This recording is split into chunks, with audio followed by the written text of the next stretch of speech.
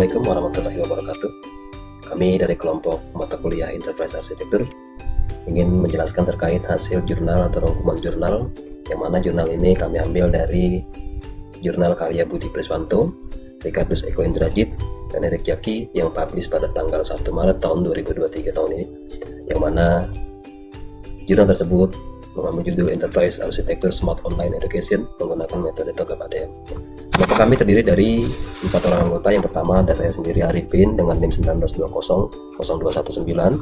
Yang kedua ada Ivan Nur Ardiansa dengan NIM 19200371. Yang ketiga ada Rahmat Dhani dengan NIM 19200415. Dan yang keempat ada Bang Yusrijal dengan NIM 19201016. Di sini saya akan menjelaskan sedikit abstrak dari jurnal tersebut dan latar belakang dari penelitian tersebut, yang mana kalau Enterprise Arsitektur Smart Online Education ini menggunakan metode TOGAF ini, mana abstraknya adalah teknologi informasi saat ini sudah sangat mendukung kegiatan dalam bidang apapun, terutama dalam bidang pendidikan.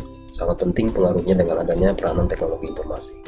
Dalam kondisi masa pandemi COVID-19 atau pasca pandemi COVID-19, peranan teknologi informasi sangat mendukung semangat belajar tidak terkait dalam tempat dan waktu. Inilah sebenarnya era industri 4.0. Dalam kehidupan saat ini semua sudah menggunakan teknologi informasi.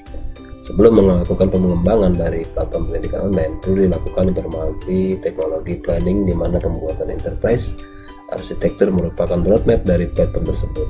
Enterprise arsitektur dalam penelitian ini membahas tahapan-tahapan yang ada dalam The Open Group,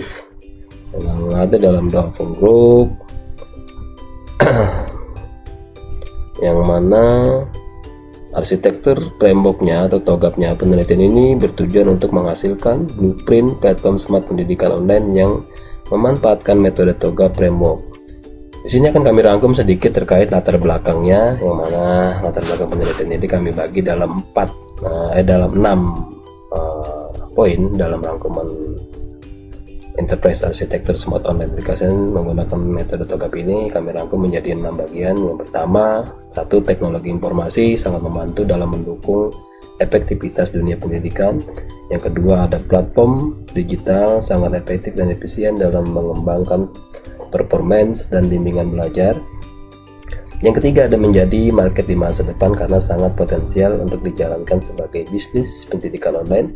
Yang keempat, ada kurangnya output efektivitas dalam pendidikan offline seperti jangkauan, biaya, dan waktu.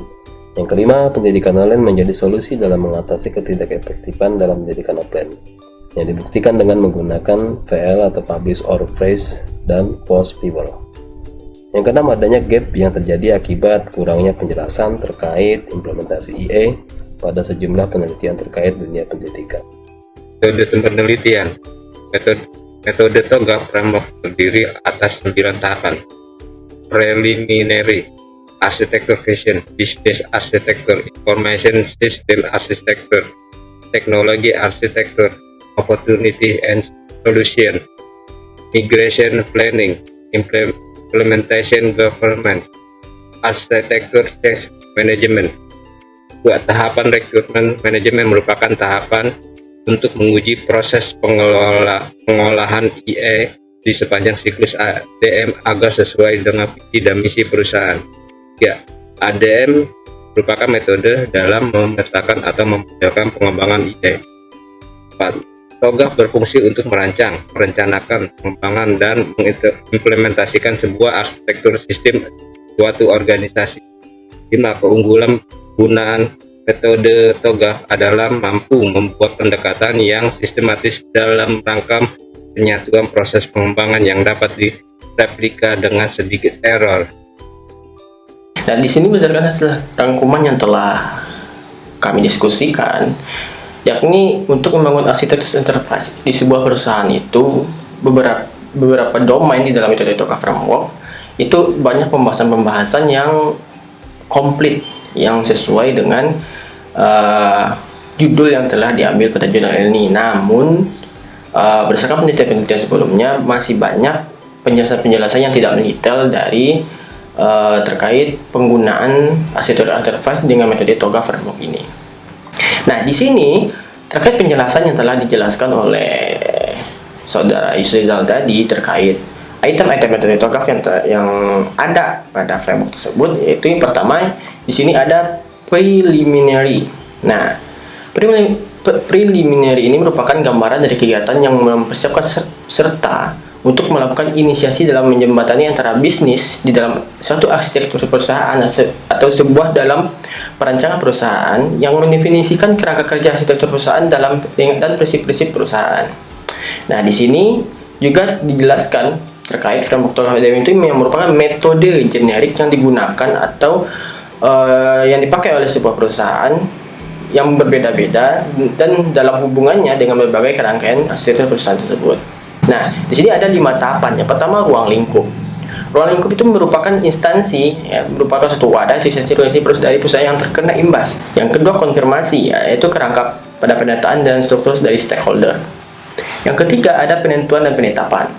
Nah, penetapan-penetapannya yang terlibat adalah seluruh organisasi pada arsitektur organisasi. Yang keempat, ada rancangan. Nah, TOGAF itu merupakan kerangka atau rancangan dari arsitektur enterprise. Dan yang terakhir adalah penerapan, yaitu penerapan dari seluruh metode-metode dan peralatan dari arsitektur enterprise. Nah, berdasarkan tahapan-tahapan tersebut, ada hasil yang diperoleh dari tahapan preliminary ini. Yang pertama, lingkup organisasi yang terkena dampak. Yang kedua, ada maturity, gap atau kesenjangan dan pendekatan resolusi. Yang ketiga, ada peran dan tanggung jawab untuk tim arsitektur. Yang keempat, ada kendala pada pekerjaan arsitektur. Yang kelima, ada budget atau anggaran. Yang keenam, ada strategi dan tata kelola serta dukungan. Nah, yang kedua, ada bisnis arsitektur. Nah, bisnis arsitektur ini adalah merupakan tahapan yang dimulai ketika terdapat permintaan untuk pekerjaan arsitektur dari institusi perusahaan. Nah, di sini permasalahan yang dilibatkan dalam konteks ini adalah memastikan kondisi yang tepat serta mendapatkan dukungan dari manajemen. Nah, dukungan manajemen tersebut merupakan langkah sukses dalam pembuatan enterprise arsitektur. Nah, yang selanjutnya, application arsitektur. Nah, application arsitektur ini merupakan sistem informasi yang berkaitan dengan UI UX pada user.